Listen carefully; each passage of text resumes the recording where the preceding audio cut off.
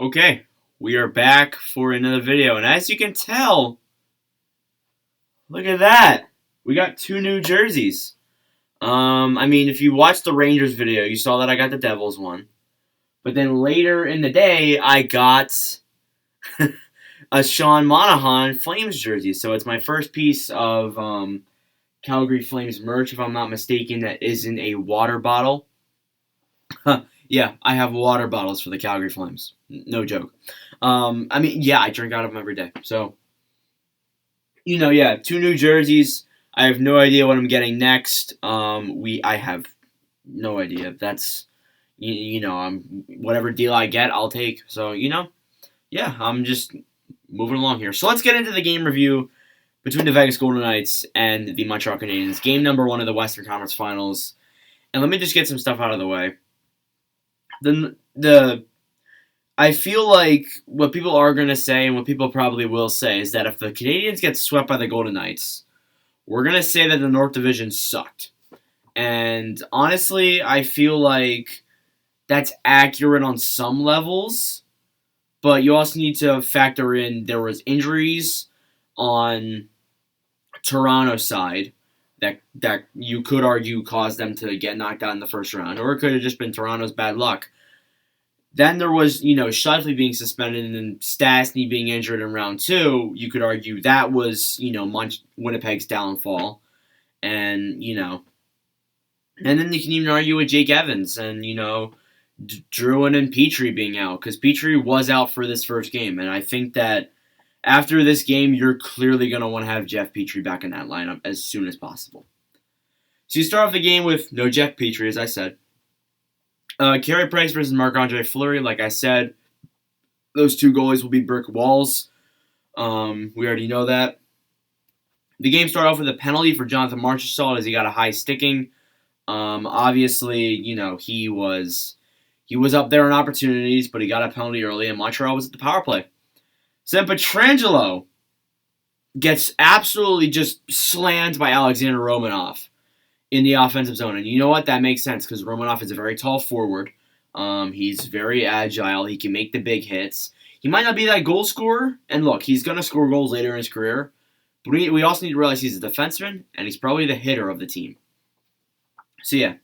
There was a Caulfield chance that was robbed by Marc-Andre Fleury. Caulfield was looking great in this game.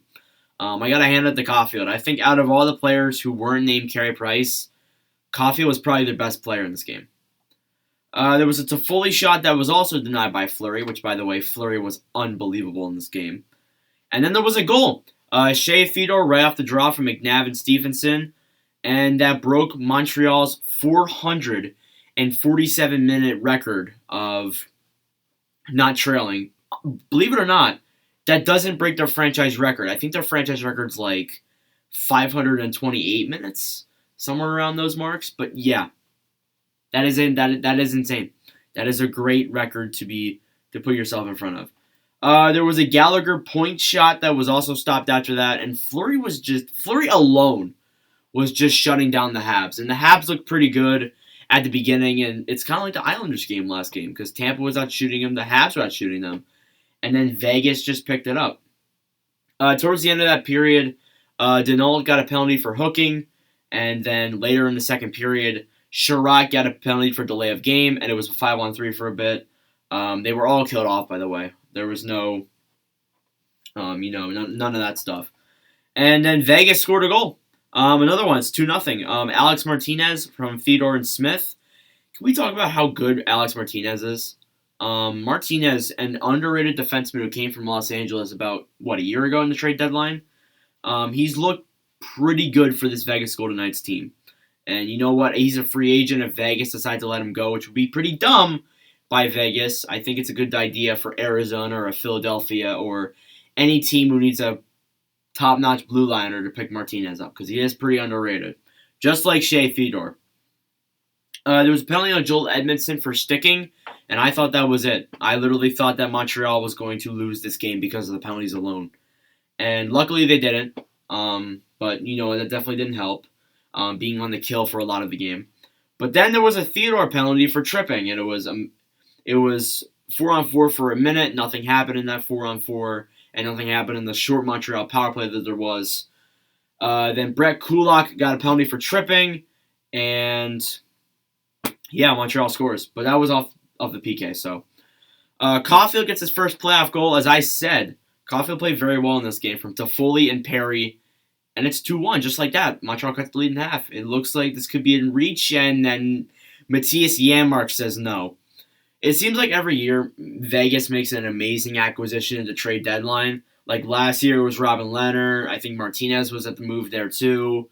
And then this year they get Matthias Janmark, and look at how he's done. This is fourth goal from Tuck and Whitecloud, which, by the way, Tuck and Whitecloud, yeah, underrated. Generally, this whole Vegas team's underrated, and it's 3-1 just like that. And just Vegas was just breaking up all of Montreal's plays.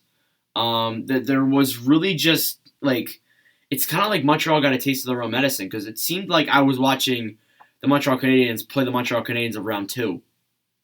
That's the part. That's the stuff that I saw, at least. Then Carey Price literally just stones Jonathan Marchessault on an opportunity.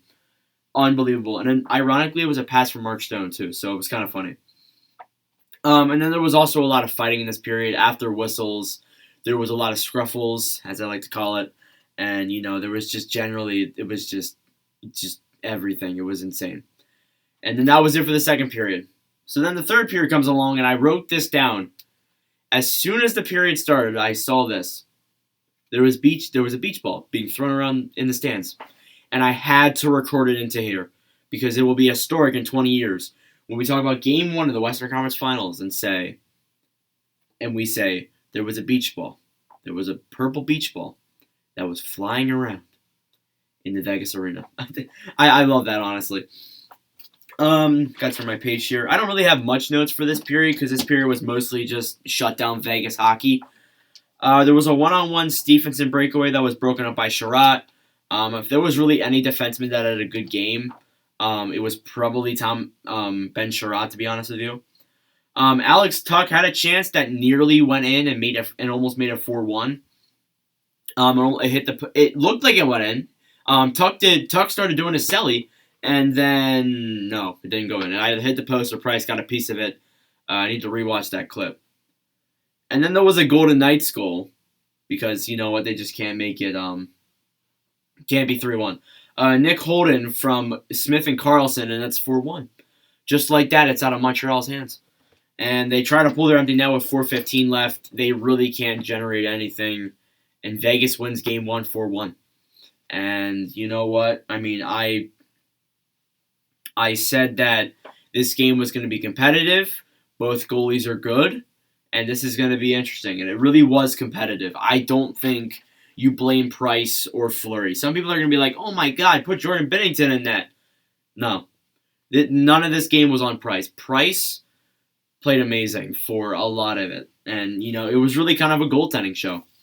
So the final score was 4-1. The shots were 30-29 in favor of Vegas. Vegas had an 0-for-4 in the power play. Montreal was 1-for-3. And the hits were 52-44 in favor of Montreal. So, yeah. That's Game 1.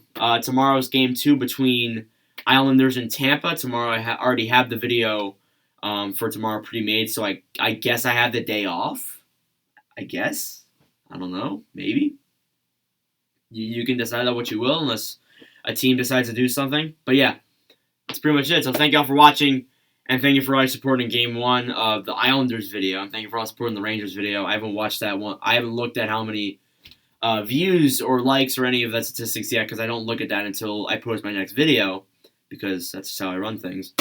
But yeah, thank y'all very much for watching, for our support, and I will see you guys in the next video.